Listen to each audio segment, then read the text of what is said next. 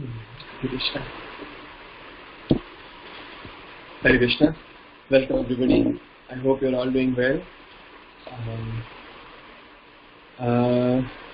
So yesterday we completed chapter number 2. Chapter number 2 was very intense, very deep. If you have any questions, please ask. Actually, I can read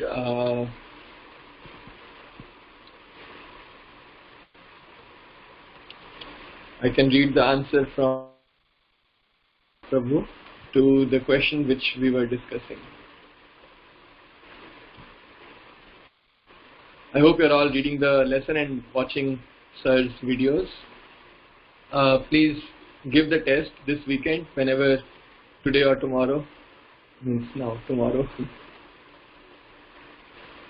Okay, there is.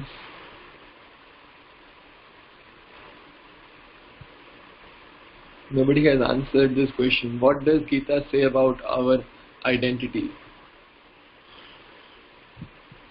There is a question here.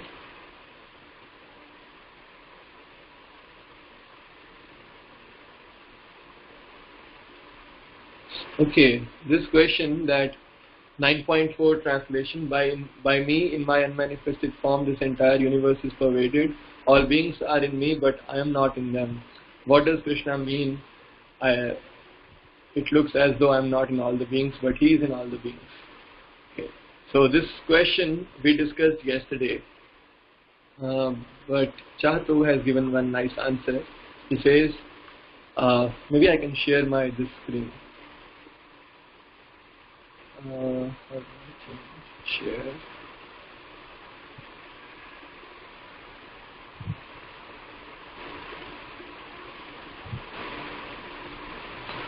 Okay.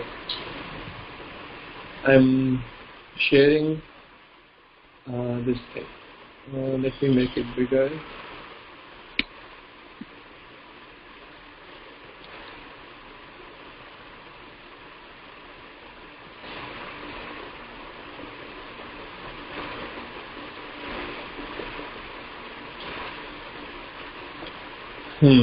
So Chatu is saying, my understanding is that here Krishna is saying that he has independent existence. The purport elaborates. Yes, he is pervading the world in his unmanifest form, but that doesn't mean he is like an atom. Atoms pervade the entire observable universe, but they don't have an independent existence outside of this framework. Their existence is necessary only as building blocks. Krishna, however, pervades the world and also has independent existence. As Brahman, he pervades the universe as Paramatma.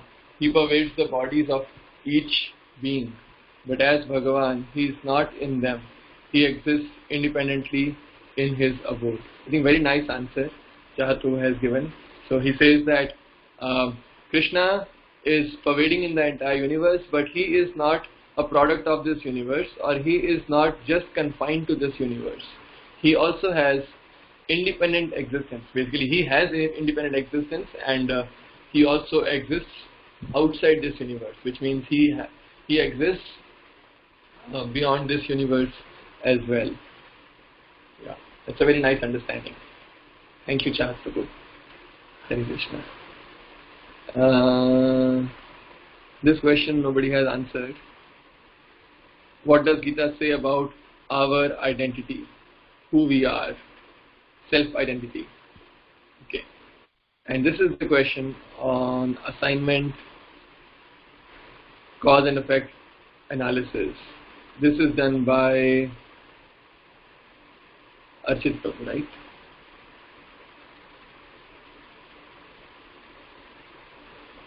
Okay. So he is telling about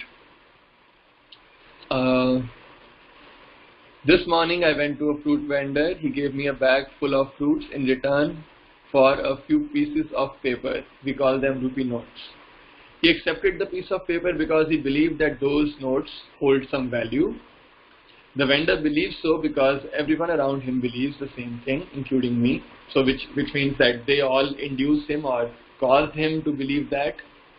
This collective belief is because the value has been allotted to those pieces of paper by the authority. The money loses value as soon as it goes beyond the influence of authority. For example, if I take it abroad, then it won't have any value there.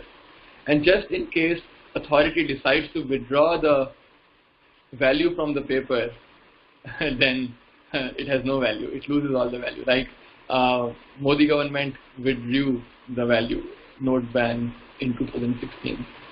So okay, this is the cause. Okay, so the fruit vendor accepting the money, the cause is everybody around him believes that this has value, and then another cause is that the authority, the government has given value, and everybody trusts the government, and government has induced this or caused this to be believed by everybody. The authority exists because many people believe that they are the authority, and if they go against it, they might have to face some unwanted consequences. The authority again is a piece of people's collective belief. So, be it the piece of paper or the authority, they hold value because of this collective belief. These are pseudo-collective truths we are able to build around people and objects.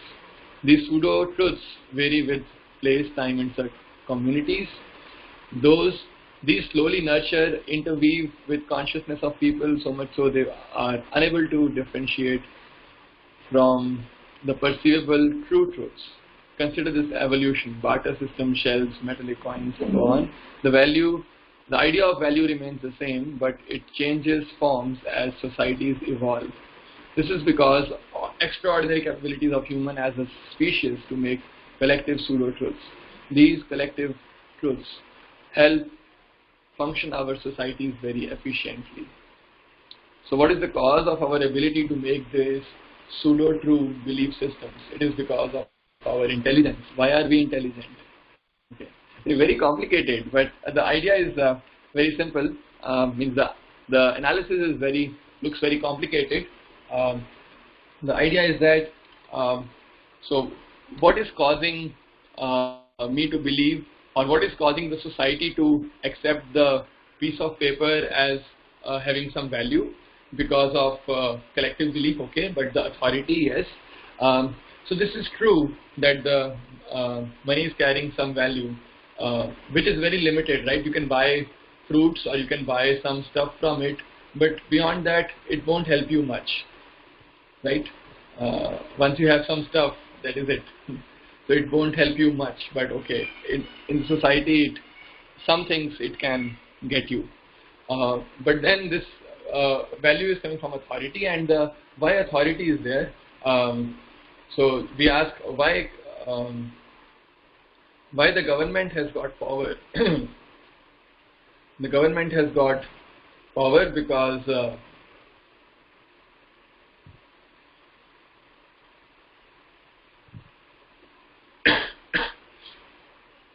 we are civilized human beings, civilized people. Like in animal society, there is no government, right? They can just do whatever they like. But in civilized societies, we have got intelligence that yes, we must organize ourselves, we must discipline ourselves, and because of that discipline, we make a government, we make a disciplined system. So being disciplined is a very human quality. So this is because discipline is discipline helps us to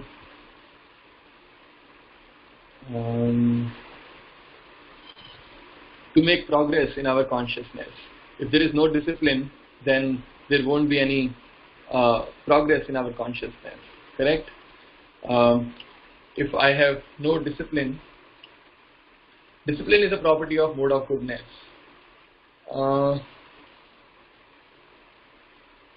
Discipline is a quality of mode of goodness.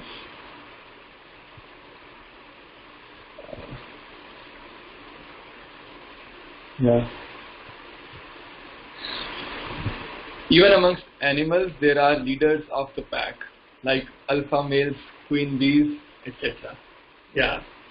So they also have natural leaders like queen bees and all. Yeah. True. So animals also have, they also follow some discipline by nature, and they cannot live without that.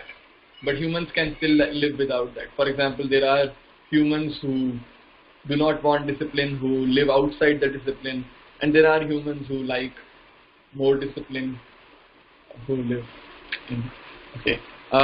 So the root cause, what is cause of our being attracted by discipline? These are three modes which are manipulating us. And who is the cause of three modes? That is Krishna. Krishna is actuating the three modes. Three modes are actuating our actions. This knowledge comes from Bhagavad Gita. But at least we can see three modes are actuating all the actions in the society. Okay, so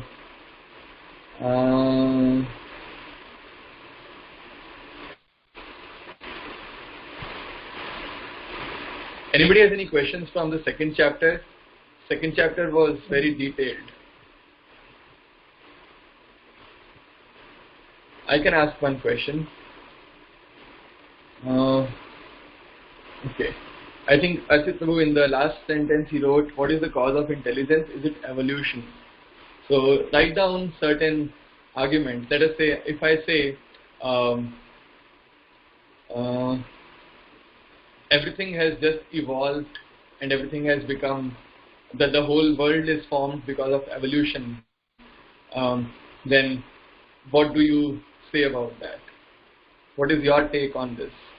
So if I say it is just natural evolution, there is no need of any superior control like God or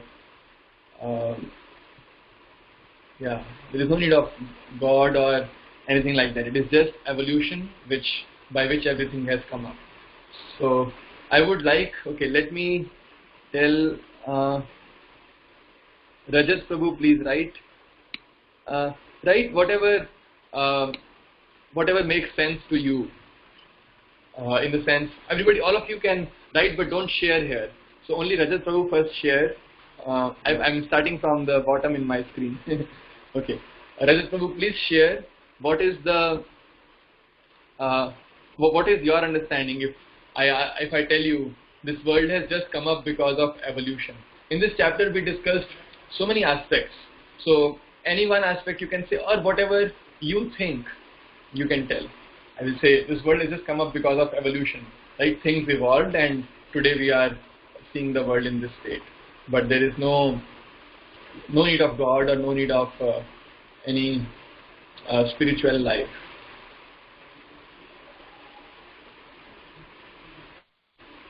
Can you please answer? Okay, all of you write your answers. Don't share. Just write it for yourself and take your time. Whatever time you need, 2 minutes maybe.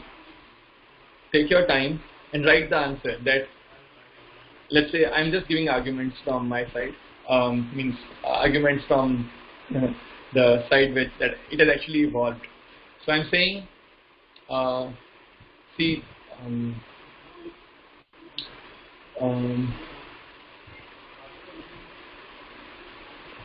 let us say you start writing a book. First you will make an outline of the book, and then slowly you will expand on different topics, right? So this way evolution happens. It evolves from a simple outline to more and more complicated structure, right? The whole book is formed because it evolves from very simple ideas, from very top level ideas, and then slowly you expand on those ideas and the book takes shape, right? And I can also say our government system also evolves, right? For example, the constitution was formulated in 1950, I think. In 50 maybe it was released. And how was it made? They took portions from different other countries. Like they will take some portion from the British Constitution, some portion from American Constitution, and they compiled everything together, and whatever was best, the what is it called, the natural selection, whatever was selected as the best, they chose, and they gave up everything which was not the best. And then this was placed, and then as time is passing by, the Constitution also is evolving, right? We are amending the Constitution. Many laws are changed. For example, now new laws are being formed. Everybody should use what is it called, the Setu? What is it called? The Arora Setu app. Everybody should maintain social distancing. Nobody should gather, make big gatherings. Everybody should, when they go out, they should cover their mouth and nose with mask, like that. So there are so many, constitution is evolving and rules are changing every time, and this is the natural process. So everything evolves. So this whole world has come up because of evolution. So I hope you have all written your arguments now. Is everybody ready? I will just ask everybody to share all at once. Means I will say yes, and then everybody can just share their answers. Don't look at others' answers and write your own answers, and that will help you to understand more deeply. Because this is a very pertinent question, and believe me, I was doing PhD, and one boy, he was doing what? He was final year of BTech, and when he was in first year, I used to invite him to our programs, and he will come, and he was very regular. But then later he stopped coming, and once I was when I was in PhD, I was coming out from my hostel, and I saw he was coming into the hostel, and we just met, and I asked him, how are you doing? And after a long time we met, and we had very nice chat, and it somehow the topic came up about Krishna, because he was coming earlier, and his parents are also devotees. Actually, his parents were devotees, but he was not. He had stopped everything. So, and he just told that, oh, I don't believe in God anymore, and like that he was telling, I think there is no need of God, everything is just evolution and things like that. And we had very nice discussion.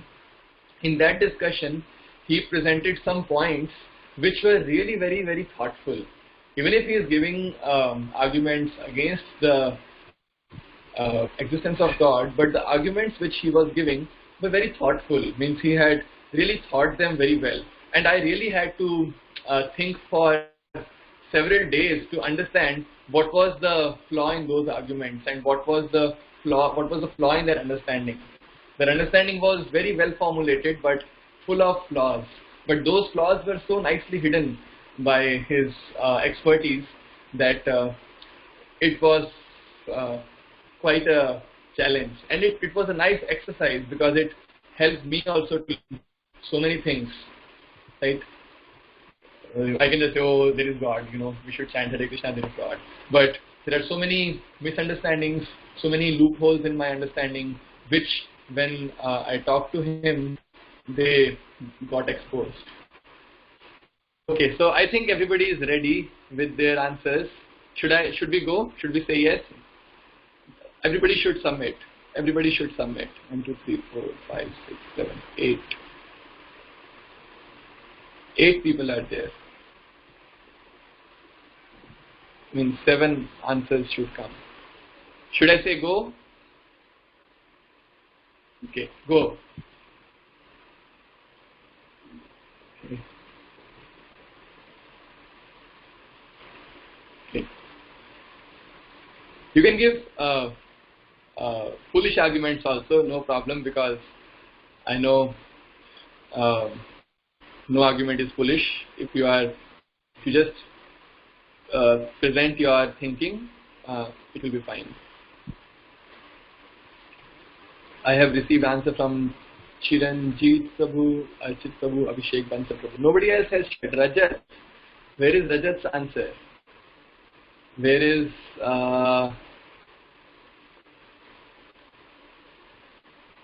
Dhananjay?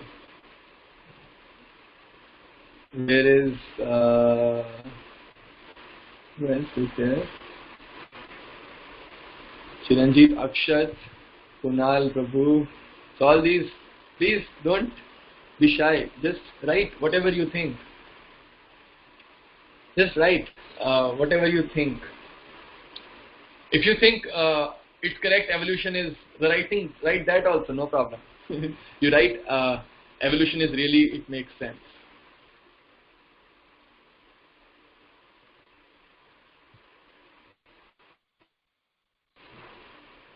Okay.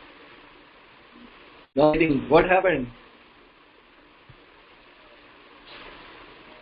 Dhananjay, Akshat, Kunal, Rajat. 4 people have not given answers. Maybe they are too shy. Okay, I will start reading answers from Chiranjit Prabhu. I believe in evolution because it follows some rules like rules of natural selection. Krishna has made the universe and laws. Very good answer. So he's saying there is no need of God. Okay, maybe the God made the laws and then now he's not required because the natural laws are evolving. Good. As Prabhu says, the initial outline was given by God, then God let it evolve. Isn't it possible that evolution is God's plan? Yes. That's what Chiranjit Prabhu also said. Abhishek Prabhu. By evolution, it is very difficult to obtain such perfect order and design. For example, the constitution need regular amendments, but the nature has been just perfect. Okay, so God made a perfect constitution. What is your problem? Okay. Archit Gupta says, in a video, a person demonstrates by simply defining a few rules. He let the constituents evolve. Yes. Very nice. It took millions of years to this day to come. So it took millions of years for this day to come. So evolution has a role. Otherwise, God doesn't require that much time. Very good. This is from Akshat. Now we need Rajat, Kunal, Dhananjay. Please write. Don't be shy.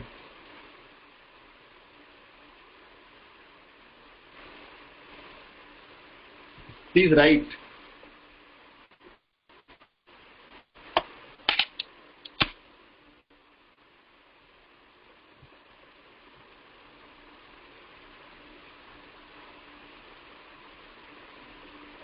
Okay, yes, evolution is needed, as by that we change slowly and it was given by God as all the things evolve for better. Yes, good. Rajat, only Rajat left, no Kunal. Rajat Prabhu, Kunal Prabhu, both are left. Where are they? Maybe they are not here.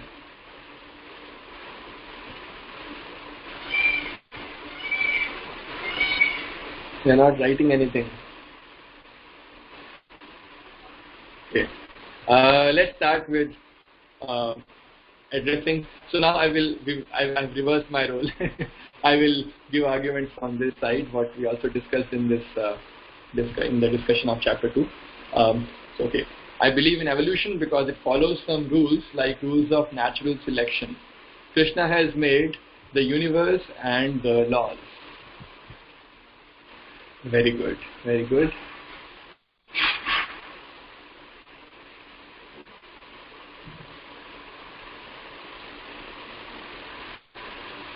Okay.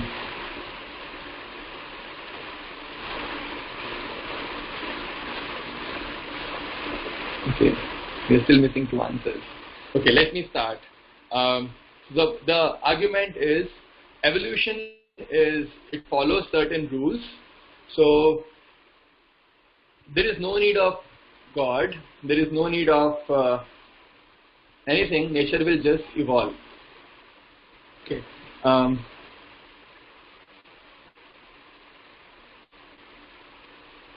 I will give you a thought experiment. Okay, Archit Prabhu has given actually a good thought experiment. Archit Prabhu, can you please elaborate? You're saying in a video a person demonstrates by simply defining a few rules, he let the constituents evolve.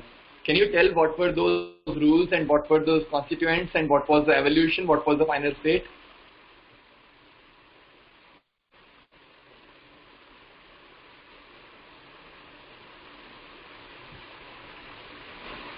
I will tell you without confusing. It's a machine learning model. Okay, machine learning model. Okay, fine. Then it's easy. That's my area. Okay, let me tell you something interesting. Okay, I make a machine learning model. Okay, I make a model. So what this model does is it has got.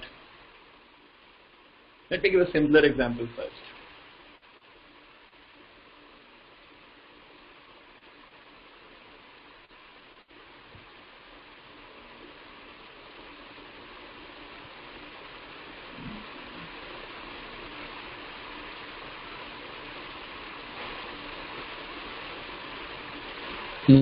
Let's take a mathematical system. In the mathematical system,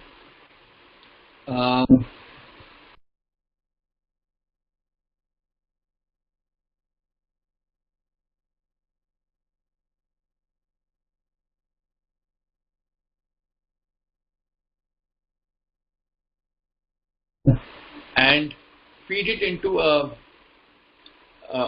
program or somewhere. So only these operations.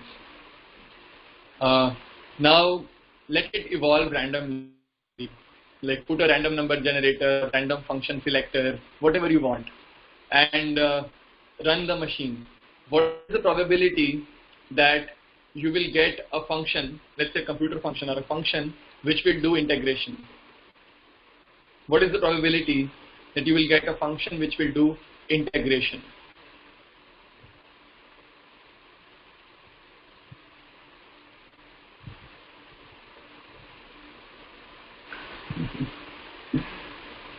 Okay, there was an argument. Abhishek is saying almost zero. There was an argument here. Yes, Akshat Prabhu gave. It took millions of years to this day to come, for this day to come. So evolution has a role. Otherwise, God doesn't require that much time. Very good. Okay. My question is not about evolution. My question is about the final state. Who decided this final state should be a stable state? This is my, I know nobody can defeat this argument. I have thought about it for quite some time. What decides that this final state should be a stable state? You can make a function, or your random model will create many functions, but it may also create integration function. But why will it stop there? It will evolve and again destroy it. Why should it stop there? It is not a stable state. It is not a stable state. Right? So this is the point that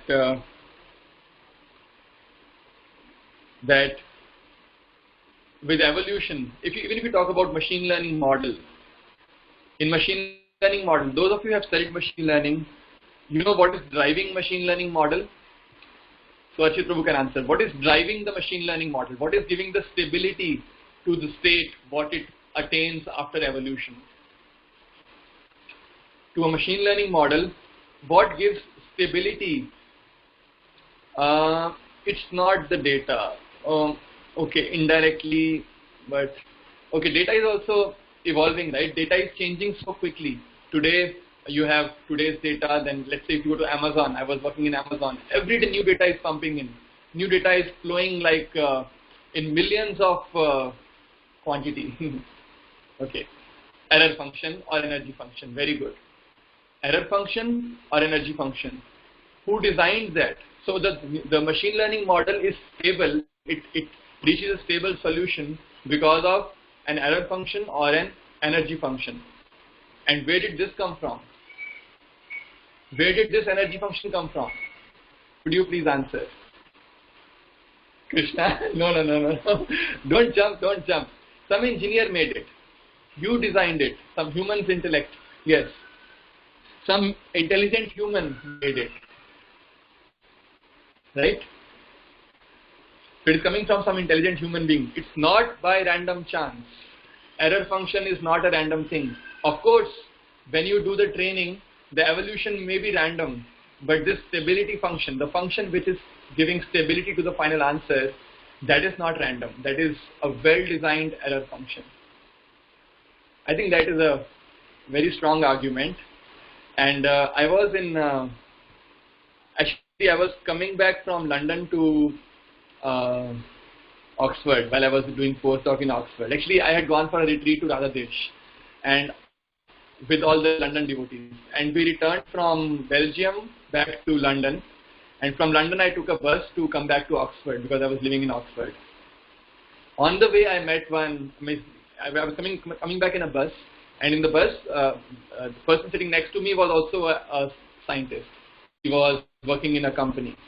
And I asked him, what do you do? He said, I am a data scientist. Generally, I never talk to people. Like in UK, this culture is not there. You don't talk to anybody. But still, somehow, it so happened I got a chance to talk to him. And as we started from London, we started talking. And I asked him, what do you do? And he told, I am a data scientist in this company. What do you do? I said, I am doing postdoc in Oxford. And we started discussing about machine learning. And starting from machine learning, I took him to Krishna in such a natural way.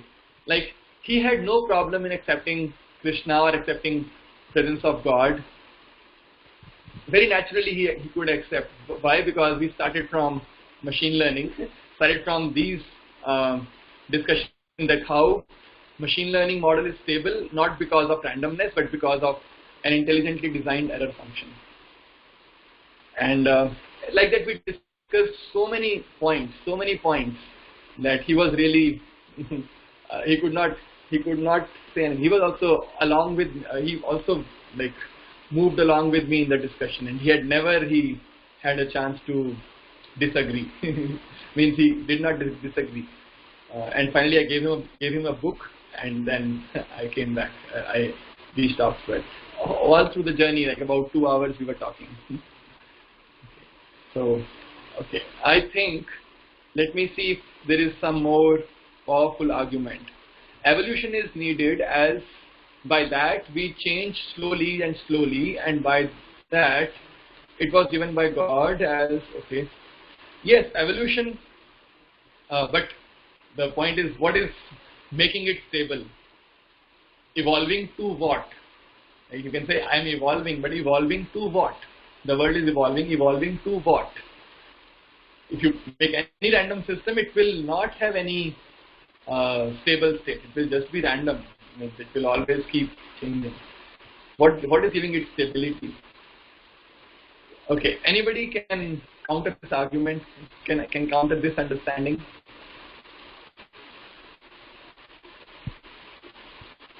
Do you have any doubt that this understanding may be wrong?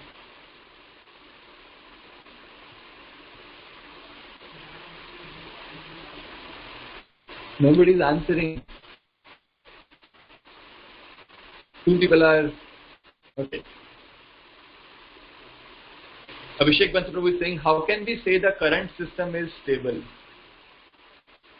Yes, there are instabilities, but it is more or less stable, right? For at least we are seeing for hundreds of years, it is a very stable. Actually, you see, we also discussed in this lecture, in this chapter number 2, that how stable is this system. You see, our existence, even for a second, is so much uncertain. Everything can go wrong. Everything. Like I am breathing.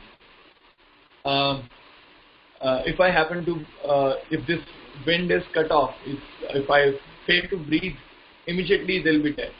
And there are so many complicated veins and nerves inside my body.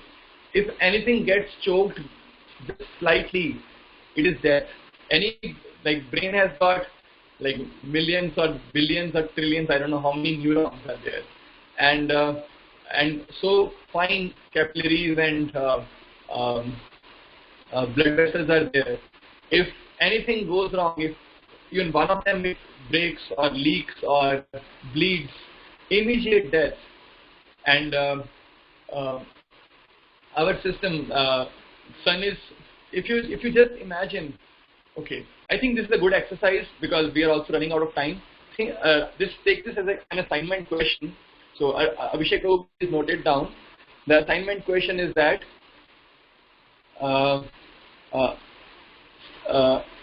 analyze your own life, your own existence of life, and how many systems are required, how many systems you depend upon. I think that is a good question. Find out all the systems that you depend upon for your existence, and then you will get an idea of stability. How stable is this system? Right? Did you understand the question? How many systems I depend on? I can give some examples. I depend on food, and food comes from rainfall, snow, soil, fertility of soil, and so many worms inside the soil are making it fertile and helping the food to grow. It also depends on rainfall, water supply. It depends on the food. Depends on human beings. Somebody has to toil to grow that food. If nobody works to grow that food, then we won't have. And then supply. Then supply means food supply. Somebody grows, somebody finally gets the grain, somebody processes it, makes wheat flour, and somebody packs it, somebody supplies it, and we get it from the shop and we cook it. LPG has to be supplied, or CNG has to be supplied, and I think you do an analysis and see how our life is being supported by so many complicated systems, and still if you say it is not stable, then it is very difficult to accept, right? This is very, very, very unstable system, very unstable, but still this is so stable. Apparently it needs so complicated support, but still it is so stable. That is really an unimaginable equilibrium. These things change, then only evolution occurs. I think there are many nice arguments. So Abhishek, what you do is you copy all these from the chat window, and tomorrow you can share, or maybe share it in some common place, so that tomorrow we can start our discussion from these points. These are very pertinent points, and we need to give some time to go through them slowly. So today I will summarize what we discussed today.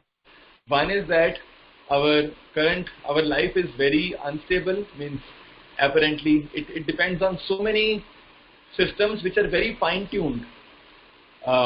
If the distance between Earth and Sun becomes little bit more, then we will have a very cold. The temperature will be very, very low here and difficult to survive. If the distance becomes little less, it will be very hot here, very, very hot. All the polar ice will melt. And we will have only water, and the cities will submerge, and the balance will be broken. The balance between heat and cold will be broken. So we are actually dependent on this very fine, delicate balance. So you write more examples. For tomorrow's assignment. You think what different systems are helping you sustain and how delicate they are. And I will go through your points. How can we say that today is more stable than yesterday? Are we moving towards a predestined direction? So I'm saying we are seeing the system is very stable. Of course, there are disturbances, like Corona is a disturbance, but still the system is so delicate. System is so robust. It can tolerate this disturbance as well, right?